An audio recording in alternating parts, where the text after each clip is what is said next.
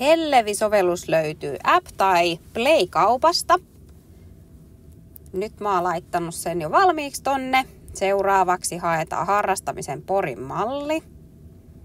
Käyttäjätunnus oli sun sähköposti ja salasanan olit tehnyt siellä nettisivulla. Alkunäkymä on ne kurssit kautta harrastukset, mitkä nyt on meneillään, mutta alkavista löytyy ne, mitä ei sieltä löydy. Täällä on alhaalla kalenterinäkymä ja sitten ilmoittautumiset ja sitten on ilmoitustaulu, mutta ilmoittautumisia ja ilmoitustaulua ei tarvitse juurikaan seurata.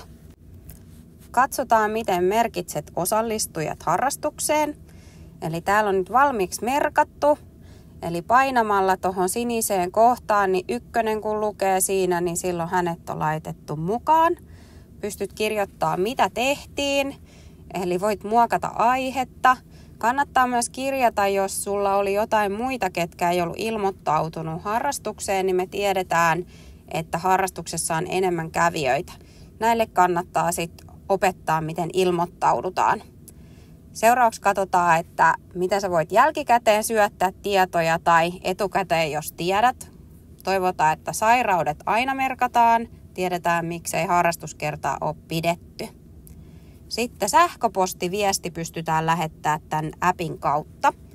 Eli kannattaa kirjoittaa sinne perusasia, mitä halusi kertoa, mutta muista sinne loppuun laittaa oma sähköposti, puhelinnumero, koska näihin Hellevi-viesteihin ei voi vastata huoltajat niin, että sinä saisit sähköpostiin vastauksen.